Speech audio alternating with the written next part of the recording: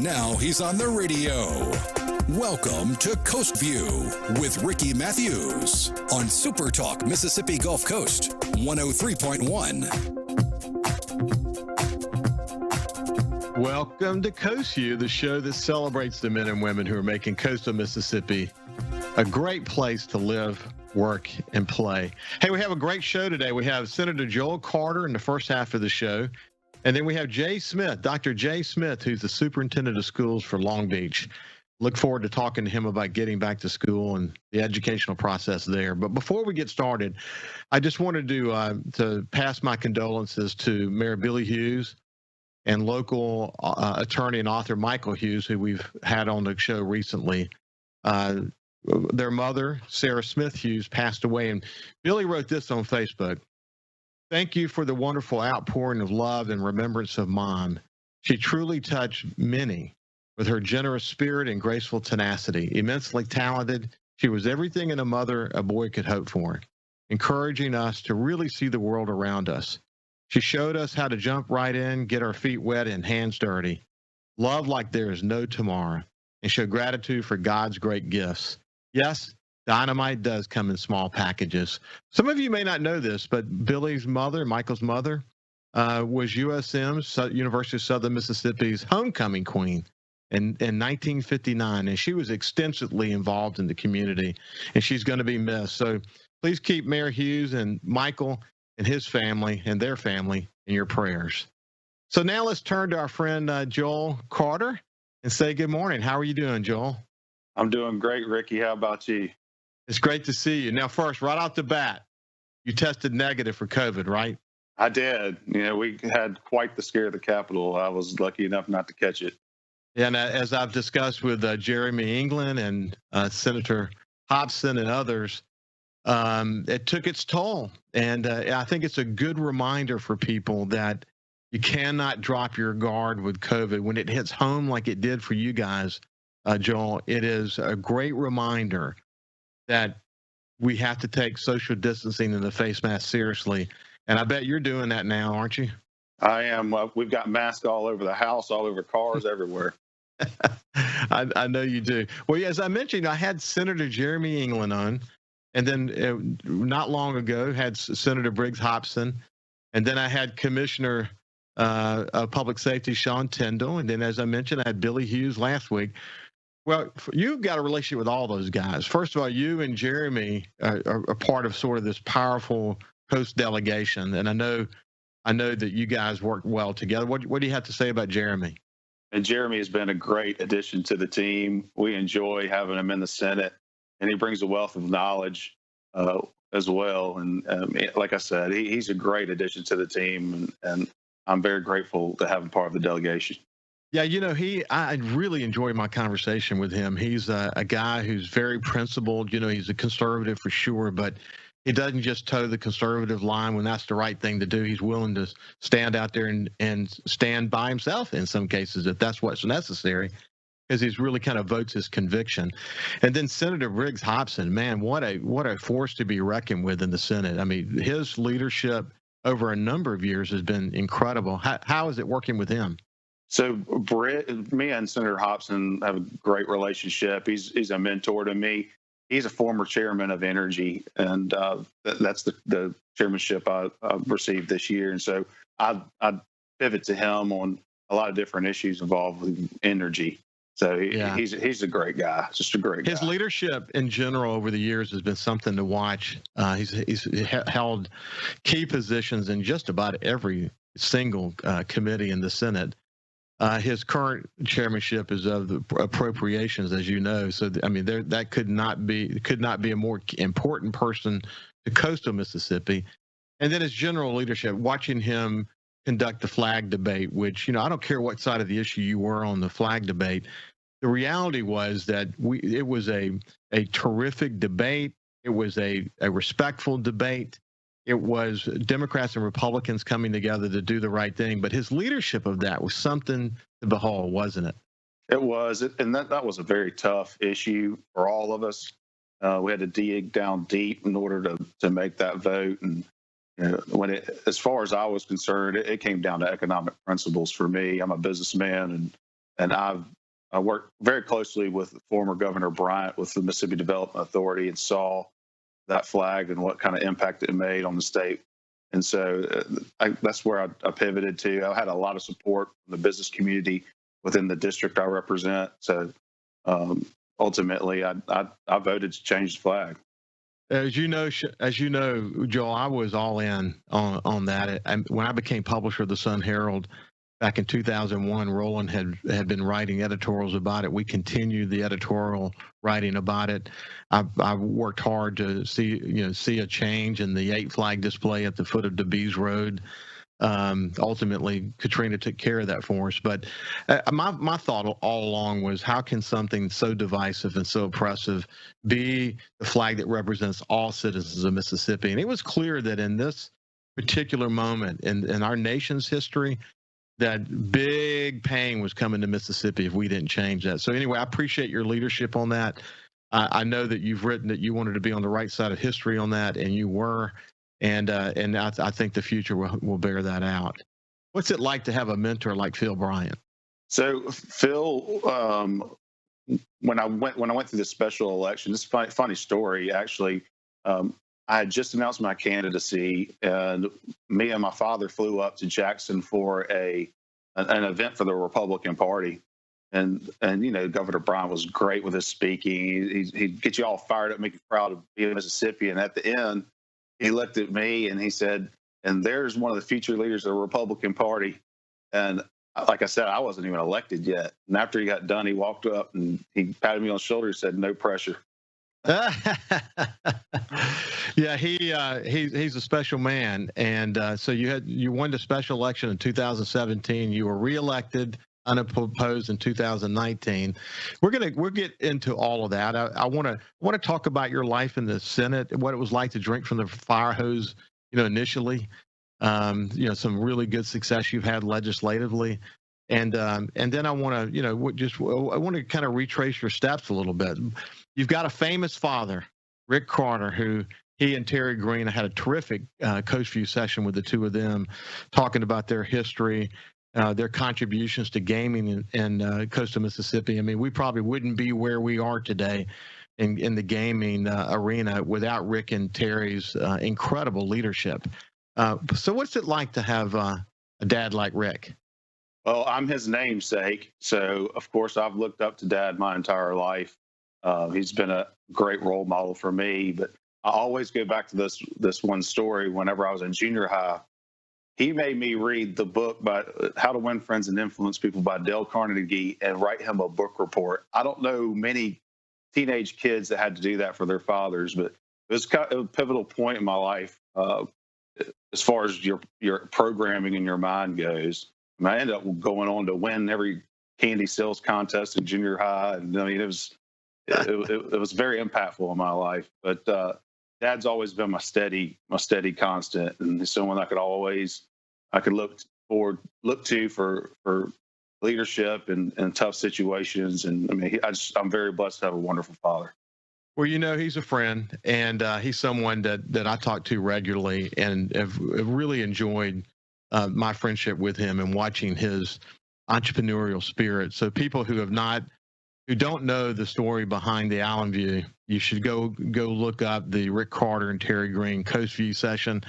But first of all, you're going to get educated, but you're going to laugh because it's really funny. I mean, there's so many twists and turns, and Rick traveling around the world looking for those boats, and then one sunk and had to go get another one. I mean, it's just an incredible story.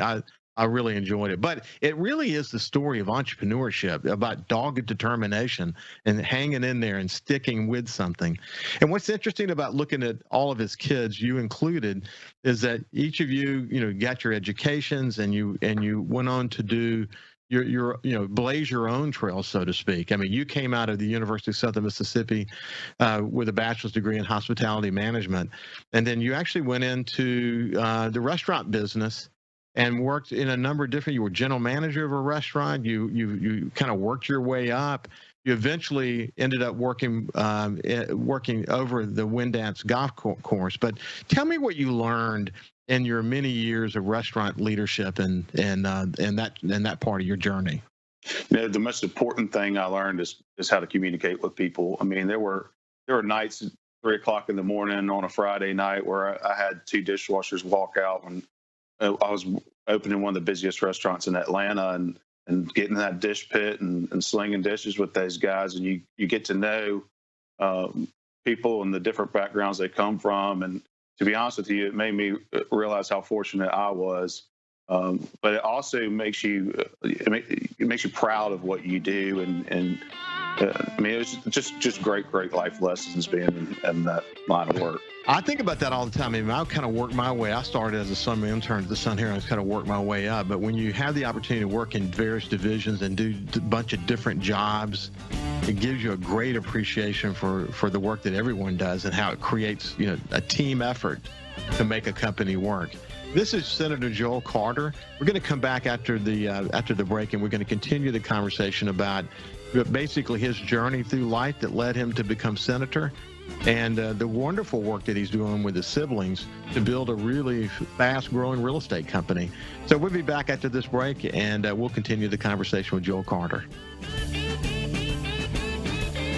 Subscribe for free to the Coast View podcast on iTunes, Google Podcasts, Spotify, or wherever you get your podcasts. Everyone knows the only thing better than pizza is free pizza, and right now, buy a $10 gift certificate to CiCi's Pizza for only $5. It's like buying a pizza and getting a pizza for free. Go to our station's website or Facebook. Look for the Half Off Deals logo to purchase this amazing deal right now. What decisions are being made by state lawmakers, and how will they affect you, your family, and community? If you listen, you'll know. SuperTalk Mississippi, the SuperTalk app, and at supertalk.fl. Hi, I'm Billy Kinder, host of Big Billy Kinder Outdoors. Here the show Saturdays at 1, right here on SuperTalk Mississippi. Turkeys, whitetail, Grenada Lake crappie, or Gulfport redfish. We enjoy it all, especially when you're in camp with us on SuperTalk Mississippi. We know that we're asking Americans to do a lot right now. So we're asking everyone to be selfless for others so that we can protect those who are most susceptible to this virus. A question I often get asked is, why should young people care about the spread of coronavirus? Well, we know that people with underlying medical conditions over the age of 60 are at highest risk, but they've got to get it from somebody. Social distancing is really physical separation of people. It's what we refer to when we ask people to stay at least 6 feet apart. Not going to bars, not going to restaurants, not going to theaters where there are a lot of people. It all just means physical separation so that you have a space between you and others who might actually be infected or infect you. We all have a role to play in preventing person-to-person spread of this disease, which can be deadly for vulnerable groups. For more information on how you can social distance, please go to coronavirus.gov. We give HPV vaccine to children at 11 or 12 years of age.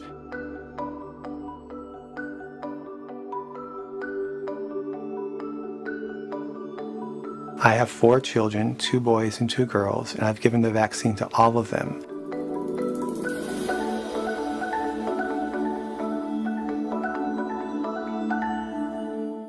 If a muckety muck wants you to hear what they gotta say, they come here first and sit down with Gallo and JT. This is ground zero for all Mississippi muckety mucks. SuperTalk Mississippi. Watch your favorite SuperTalk shows in HD. Just go to supertalktv.com. Ever wonder what goes on in the studio during the shows? Now you can watch what happens in HD. SuperTalk TV, streaming now on supertalktv.com.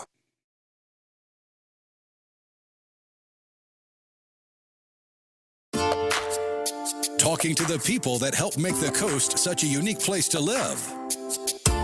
This is Coast View with Ricky Matthews on SuperTalk Mississippi Gulf Coast 103.1. Welcome back to Coast View. We've got Senator Joel Carter from coastal Mississippi joining us today. And, we just had a little terrific conversation about his journey.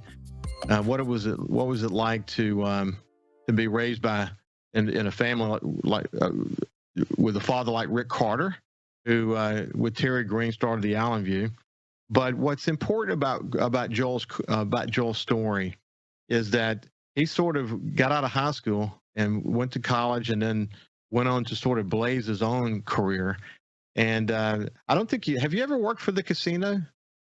There were brief periods of time. It was kind of downtime when I was trying to figure out what my next step in life was, but I never worked there for a very, very long time.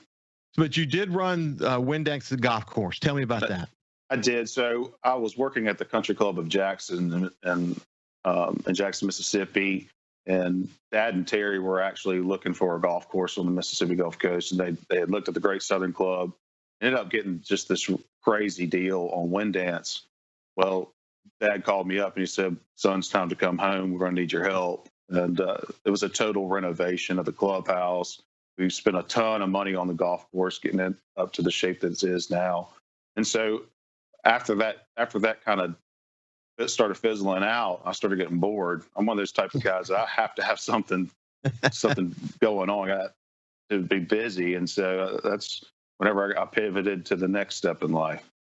Well, I have two brother-in-laws who live on the golf course, so they've really enjoyed watching it continue to improve and be what it is today. I mean, it's just a terrific golf course. I play golf once a year to remind myself why I don't play, because you can't hunt and fish and do what I do, and enjoy the outdoors and be a good golfer. You just can't. Now, look, your brother Jake. Now he loves to hunt and fish, and he's also a good golfer. Who's better, you or Jake? No, Jake by far. I put the sticks down a couple of years ago when I decided to get in this political world. I get to play about once or twice a year now. Yeah, well, that's cool. So, what led to your siblings and you deciding to form J. Carter and Associates? Well, I left and I went back to the restaurant business for a brief period of time, and my younger brother Jake actually started working for another real estate company here on the coast. And we started talking about the real estate market, and I was reading market trends and saw that the market was trending upward. So I decided to go get my license too. And after a year, we both decided, look, we don't need to be working for separate firms. We could be doing this on our own. So me and Jake actually went out and started J. Carter and Company Real Estate Development, which is just an independent firm. And then once I got elected, just everyone's role changed. It took me away from the business. I was the principal broker at the time. So we decided to join the Century 21 team. They brought some great tools, some great assets to help us grow our business. And again, like I said, I stepped down as principal broker. Jake took that role, and we've been trailblazing ever since we took on this brand. We've opened up an office in Foley, Alabama that is doing great. And we have a second office here in Harrison County. So, and I'm very, very proud of my siblings. They really stepped to the plate.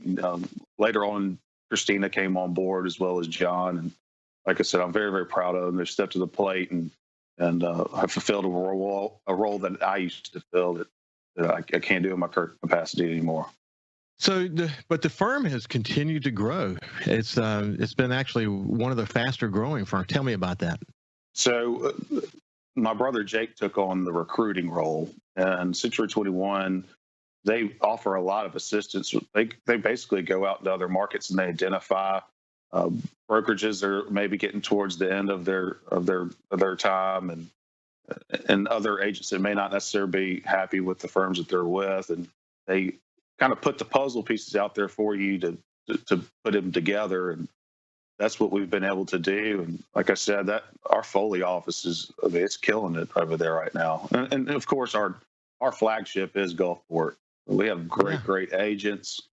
We've been able to recruit agents from other successful firms. And I always go back to, we're just a family business. We treat all of the agents like their family, and they feel like they have value. Early on, when we started recruiting, we quickly figured out that money's not the reason people stay. It's about having a sense of personal worth, and it's about being able to get in touch with people when you need to. Well, I'm just speaking of Foley real quick. I was publisher of the Press Register and had the honor of leading the oil recovery planning efforts for the state of Alabama after the oil spill. So I got to know the people in Baldwin and in Mobile counties really well, and spent a lot of time in Foley. I love that part of the country, and I'm glad to see you guys doing business over there. So tell me about drinking from the Senate fire hose when you first went in. Tell me about that. Well, I have two outstanding predecessors. I call one of them the title king. It's Senator, Judge, Commissioner Tyndall. And then we have, of course, Mayor Billy Hughes. And those guys did outstanding jobs as their time in the Senate. And so you're talking about drinking water through a fire hose. When I walked in, there was a very high level expectation for me. District 49 always has great representation.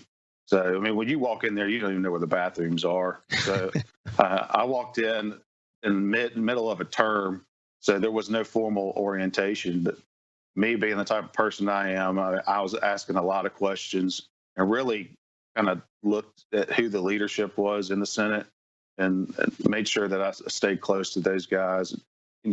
Commissioner Tyndall's he's a great friend of mine. And he provided a lot of guidance in those first 2 years.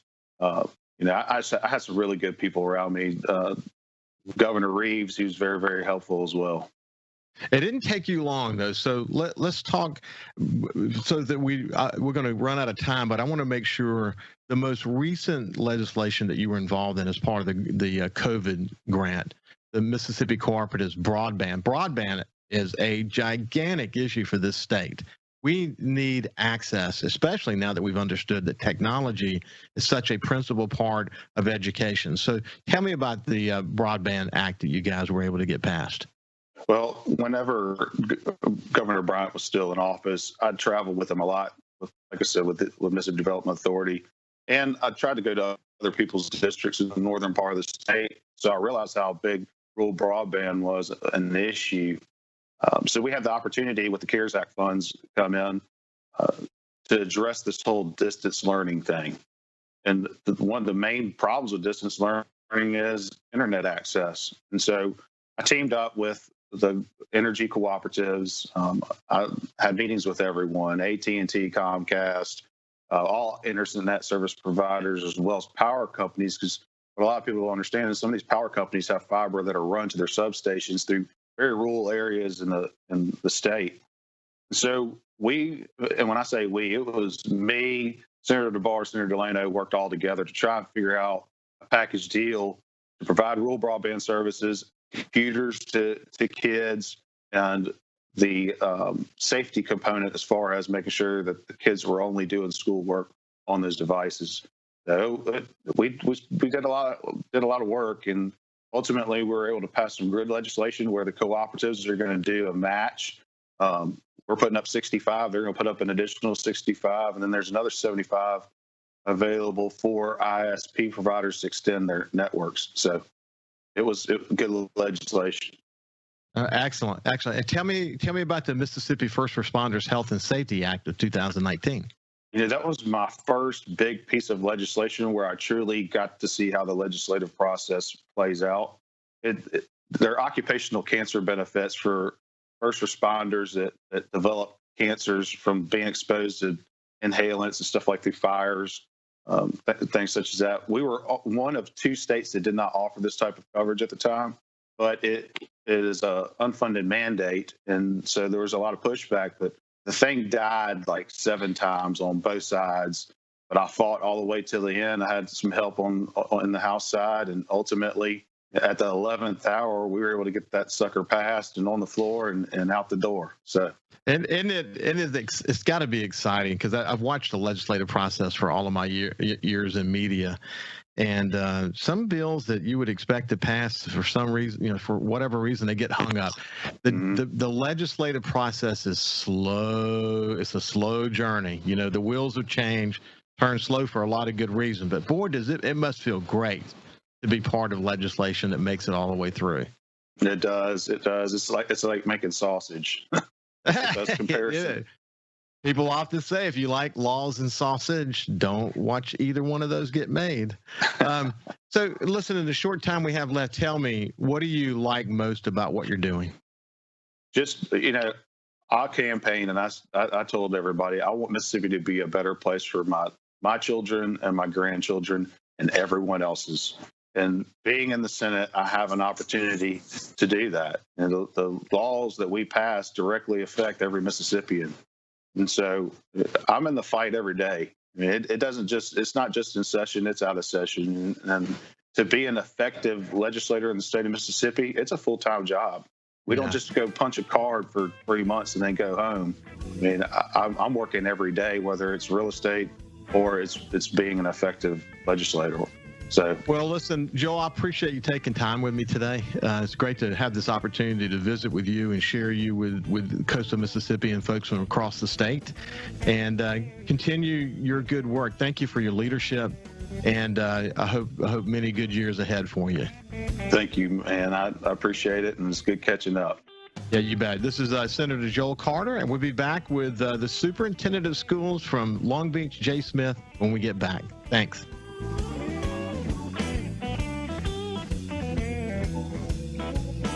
Listen live or on demand and watch episodes of Coast View on your laptop, desktop, or on your phone or tablet by going to supertalkmsgulfcoast.com.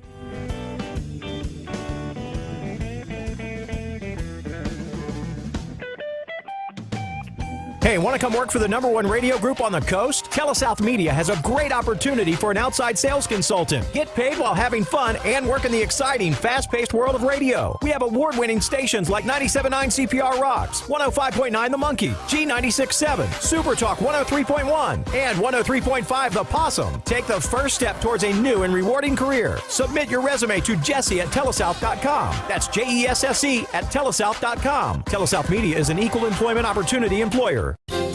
This is House Call for Health. There may be no greater medical mystery and no greater tragedy than sudden infant death syndrome. It used to be known as crib death. For no apparent reason, a presumably healthy sleeping baby dies. Medical experts don't have clear-cut answers to what causes sudden infant death, or SIDS, but now they have 2 risk factors: smoking and drinking during pregnancy beyond the first 3 months. A new study finds that babies whose mothers drank alcohol and smoked tobacco after the first trimester are at far greater risk of SIDS, 12 times greater. Previous studies showed a risk of smoking and drinking individually. This study says doing both drastically increases the danger. The research is sponsored by the National Institutes of Health, which is calling for greater publicity about the danger and improved screening at the very beginning of a pregnancy. For more health news, go to foxnewshealth.com. House Call for Health. I'm Lisa Brady, Fox News. Let me know if you're en route. Back. 19 Adams, the unconscious, Main Street and West Road, 19 Adams. A lot of people are just worried about supplies. Our supplies are getting pretty low, and that gives us great concern. Aside from the PPE issues, they're really worried about if they are exposed and they have to be away from work for a certain amount of time. We're going to need some money there.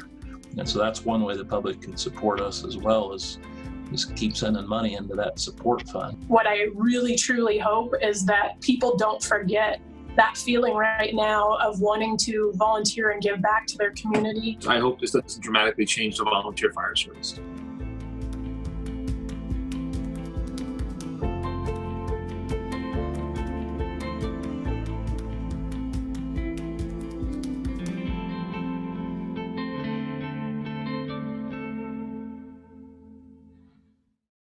We serve on the front lines, fighting an invisible enemy and caring for our communities with courage and compassion.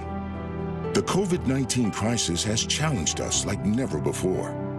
Now, the men and women of America's hospitals and health systems are counting on Congress and the administration to stand with us as we stand ready to care for you in every way, every day.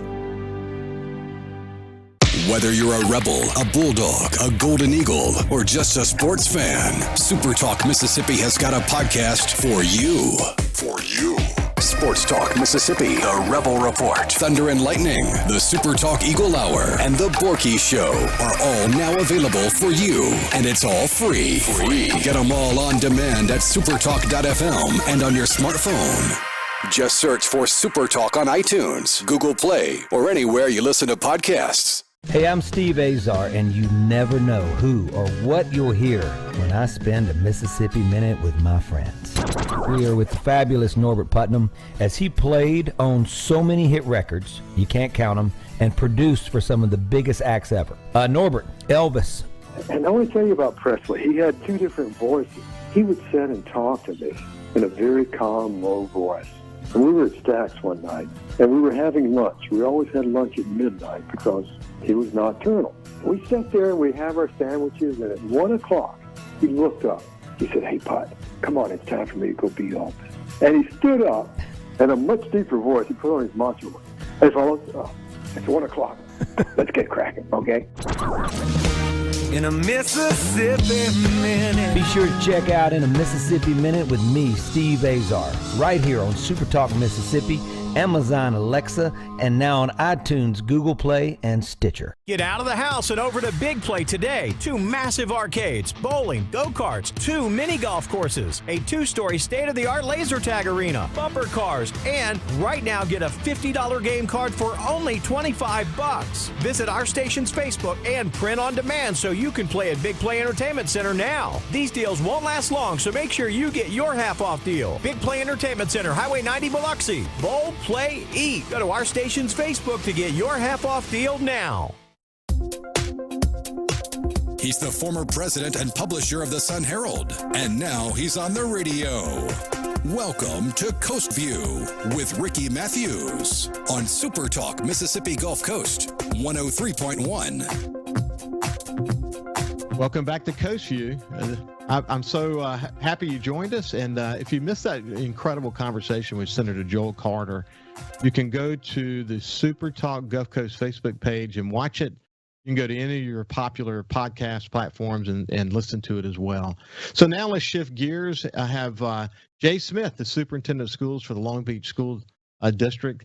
And Jay, one of the things that I do is I love the focus on educational leadership. We've had Wayne Rodolfich on the show, Glenn East on the show.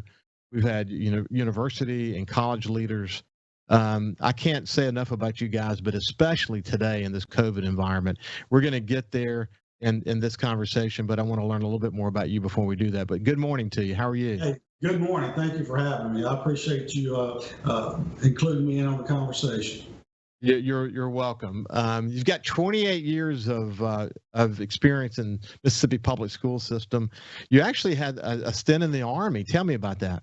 Well, I did. I tell you what, I probably shouldn't tell this story, but you're talking to someone who made a 13 on the ACT as a senior in high school, and I never did take the thing again, never did. So statistics would tell you that I should have never gone to college, certainly not get a master's degree or a PhD, and my family, quite honestly, did not have the money to send me to college, even if I could have qualified back in those days. And I'm not sure that a 13 would have gotten me in anywhere. So I joined the United States Army as a senior in high school.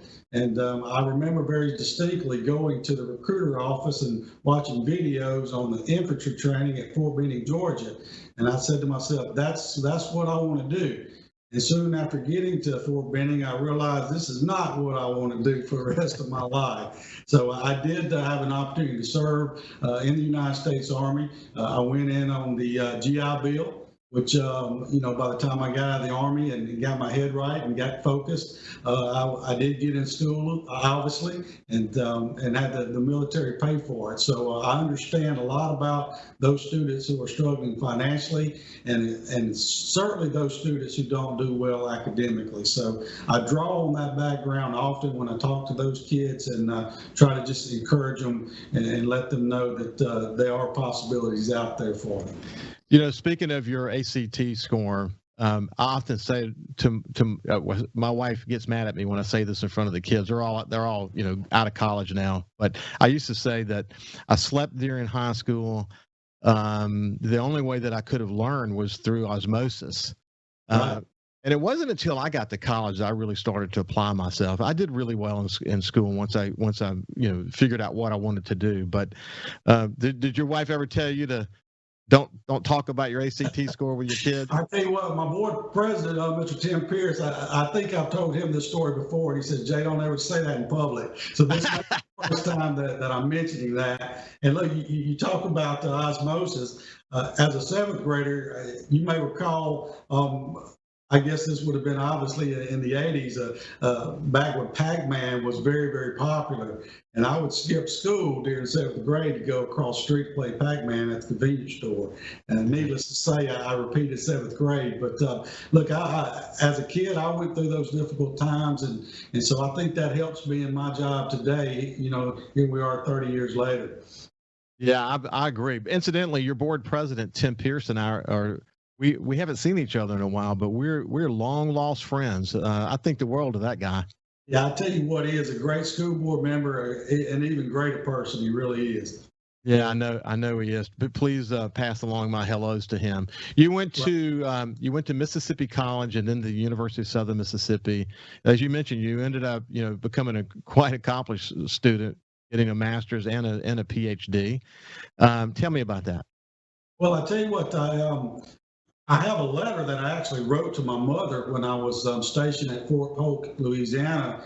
And in that letter, I tell my mother that I want to be a history teacher. Now, where that actually stems from, I don't know. But I still have that letter today. In fact, it's at her home in Houston. So when I entered Hines Community College, I did enter with the intent of becoming a teacher, and then obviously transferred to Mississippi College. And my first teaching job was actually in the Jackson Public School District. It was at a place called Jim Hill High School, which is right down close to Jackson State. And so that's where I started my career. And while I was there, I made the decision that I wanted to get in school administration, and that's how eventually I ended up in the master's program and the PhD program. So you're a community college student as well. I was as well. Right. I went to Mississippi Gulf Coast Community College, and we're lucky in the state of Mississippi to have one of the strongest community college systems in the United States. Absolutely, and we have great partnerships within our school districts with those community colleges. I know you do. So look, I wish we could continue this part of the conversation. I wanted to get a little bit of your background because you and I have not met before, but I've heard a lot of good things about you. You've got a lot of people who are behind you and promoting you and hoping that you continue to do well. The Long Beach school system has done incredibly well under your leadership. So let's switch the gears a bit and start to talk about, in all of my conversations with, whether it's Mary Graham at Mississippi Gulf Coast Community College or with Wayne or with Glenn, they're all focused on how do we make the school year safe, but educational, with the focus of getting back to education. Talk me through sort of where you guys are now. Well, let me start by saying that obviously we have about 142 school districts in the state of Mississippi, and I would venture to say we have about 142 different restart plans. Obviously, many of them will be similar in nature. But again, what I'm focused on is what can we do in the Long Beach School District, and what capabilities do we have to provide the best opportunities for our students during this time. So my focus obviously has been on Long Beach, but I've also looked at plans across the state to see what I could learn from those plans. And look, in some areas we get beat up on some of these plans, but I will tell you this, the school board in Long Beach, as well as your school boards across the state and your superintendents, we're doing the very best job that we possibly can do in a very difficult situation. No one has ever been in this before. And so we're learning as we go, and we're going to make mistakes, obviously, as we go. So last night, we revised our plan that we passed on July the 2nd. So here we are 2-3 weeks later, we're already revising the plan. And I dare say we probably will revise it again before August the 6th. So as the numbers change and as we get information from our state leaders, we'll adjust our plans accordingly. Yes, it's like as Glenn East and I discussed, it's not changing daily, it's changing hourly. There's just constantly new information flowing in. But I love the focus on other school districts. I love the focus on searching for, not leaving a stone unturned to find the best practices and to make sure that your plan is as complete as it can be. Because, the fact is we're in uncharted territory. We're literally putting these jet engines on this airplane while we're flying, and it's It's never been done before, has it? It surely hasn't, and I'll tell you that I've been more busy over the last 3 or 4 months than ever in my career, and we've not even had kids in session. So it has been very hectic from an administrative standpoint. And, again, we'll be ready for August the 6th. I'm not sure, as I talk to you today, exactly what that will look like. I know what the plan says today, and I know what it said last night when it was approved. But that's about all I know. So I'm not going to be able to get a big, long conversation from you when I ask you to tell me what you did on your summer vacation. Absolutely. So you've been in the trenches. So why don't we do this? We're coming to the end of this segment. What I want to do on the other side of this is have a little bit more conversation around what the components of your plan are as of today. Even though we're not going to be able to, you're not going to be finalized. I mean, it's going to go through several more iterations before you get to the start. But we'll get into a little bit of depth about where we are now and what the typical student will experience as they move into this school system there. Sound good? Hey, sounds good. Be glad to do it. Okay, so this is Jay Smith, the superintendent of schools from the Long Beach School District. And we talked a little bit about his life growing up, what led him to education. And we'll be back after this break to talk a little bit more about what does the nuts and bolts of the Long Beach school system plan look like.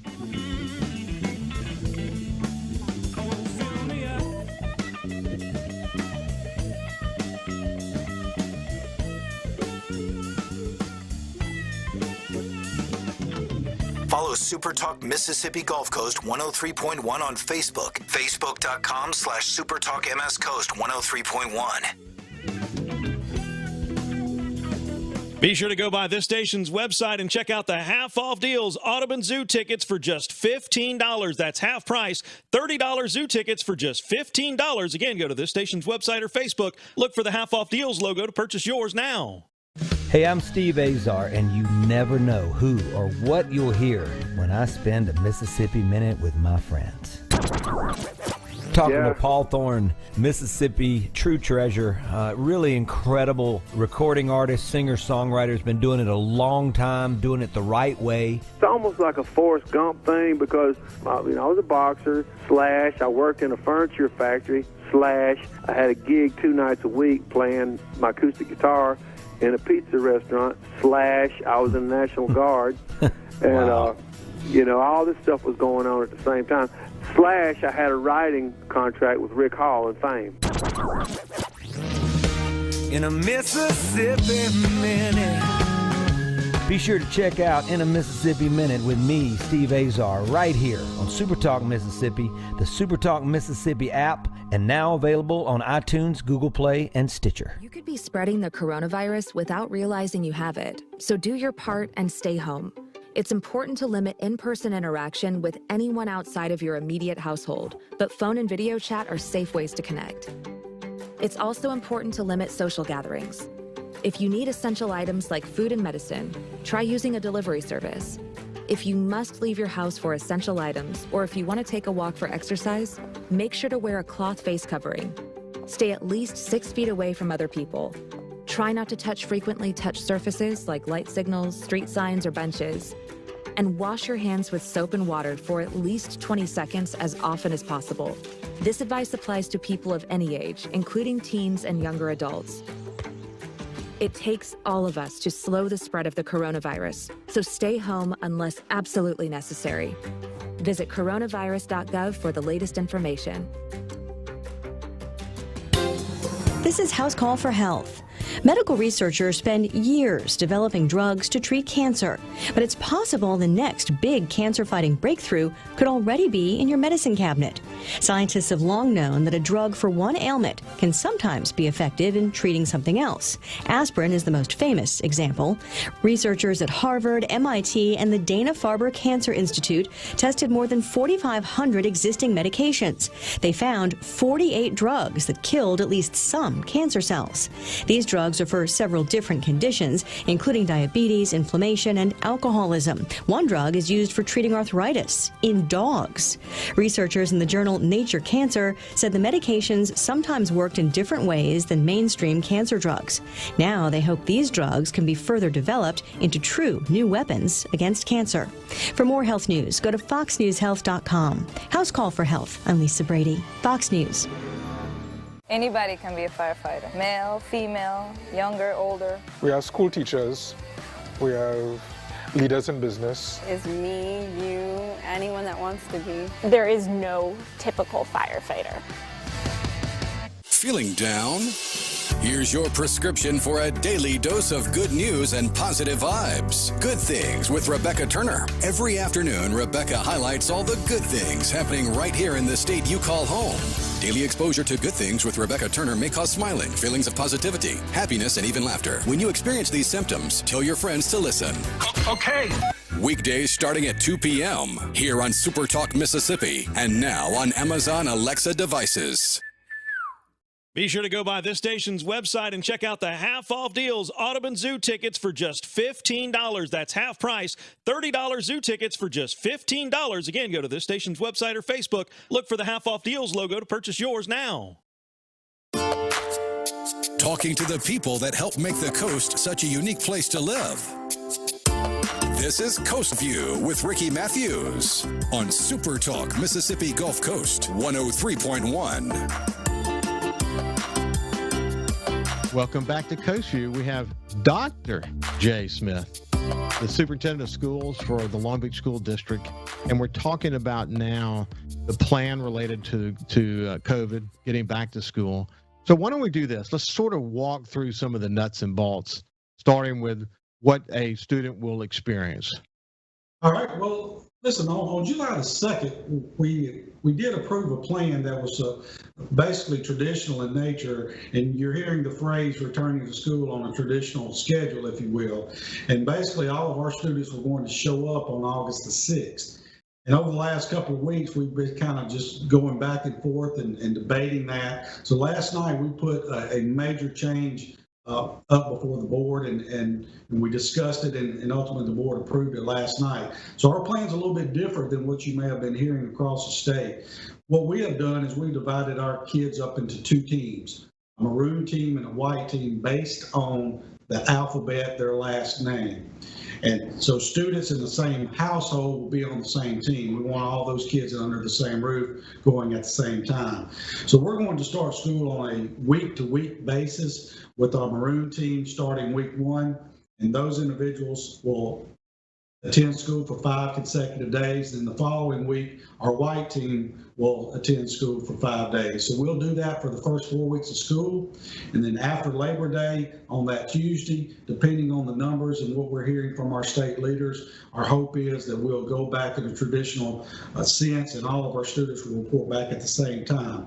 The reason for the week-to-week and dividing our students into teams, if you will, is that allows us to deal with our enrollment at half capacity throughout that week. So we think that's a pretty good idea. It also means that you have less students on the school buses during that week, less students in the classroom, the cafeterias, and obviously throughout the building. So it gives us an opportunity to abide more closely to the social distancing guidelines that we're getting and those recommendations, because the reality is we try to abide by those social distancing guidelines in the classroom with all of our students on campus. It's almost an impossibility to do that. Yeah. So, would the students go from classroom to classroom, or would they just stay in one class? Well, we've self-contained all of our grades K through 6, so those students will be self-contained. Now, at the 4th, 5th, and 6th grade level, we will allow those students to go out into art and to music and those type courses. And then, of course, at our middle and high school, we'll continue with the traditional way of doing things in terms of scheduling for our kids. But we have obviously in our hallways and other areas in the building, we have a flow of traffic that will help us social distance as kids are exchanging classes. And we'll alternate that so that all kids are not in the classroom. But really our plan, I think, pretty much solves that issue for the most part, because when the bell sounds, instead of 1,000 kids in the hallway at our high school, we'll have half that many. So that'll give us an opportunity to work out any kinks that we may experience. And keep in mind that we're wanting to check the temperature of all these students when they get off the school bus in the morning. And we just did not think that was reasonable. We thought that would be kind of chaotic to do that if all of our students showed up at the same time. So that was kind of some of our thinking there. Hey, let's divide them in teams. Let's get into this slowly. Let's find out what works and what does not, and then we'll move on from there. So tell me about the face mask. What's the process around that? Well, on July the 2nd, we were highly encouraging face masks. As of last night, even with cutting our enrollment in half, we will mandate face masks in all areas where social distancing cannot be achieved. So with our new plan, going on the maroon-white schedule, social distancing in the classroom will be much easier. And in most all cases, we'll be able to do that in our classrooms, which means the students will no longer have to wear the mask in the classroom. But when they exchange classes, cafeteria, those type things, it's still mandated. Now, if you compare that to our July the 2nd plan, basically, we were going to move to mandating masks anyway once the governor established his executive order for our county. So, we just think that the maroon-white plan is a little bit more sensible. And we hope that it will relieve the fears of some of our parents who did not want to send the kids back all at one time. So are you having to do an extensive amount of training with your teachers to get them prepared for how they're going to handle the various iterations of this? Well, absolutely. And I do have a principals meeting as soon as our conversation is over to get that ball rolling, if you will, because, again, this was just approved last night. So they're going to have some adjustment to do.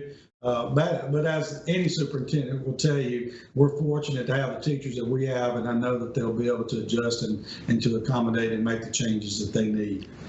So what's the latest on athletics? Well, I tell you, athletics is really the easy part in my mind, because we're referring or deferring, if you will, to the Mississippi High School Athletic Association. So whatever their rules and regulations are, that's what our school board has voted to abide by. And so we're going to do our very best to hold our coaches accountable to ensure that they're abiding by those association rules. So we're not adding to that as a district or subtracting from that. So whatever comes down from athletic associations is what we've decided to do as a district.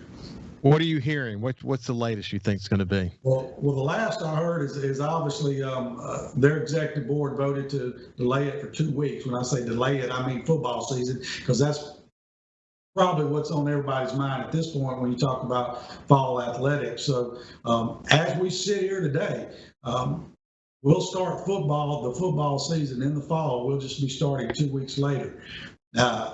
You may talk to me tomorrow and that may be different, obviously, but right now that's what we're planning to do. Yeah, so just so people know, this is being played on Monday. It's being recorded on Wednesday, and the reason for that is that we have a radiothon that's playing on Thursday, and we've had to kind of back things up a bit. So things could change between the time we're recording this and when we play this on Monday. It probably will, given the way things have moved.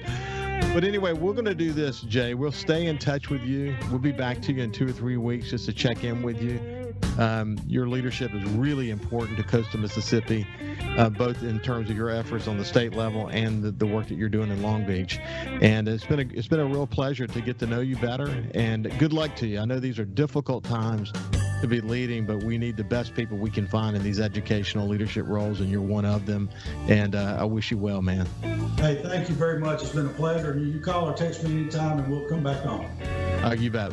This has been Jay Smith, the Superintendent of Schools for Long Beach School System. And anyway, have a great day.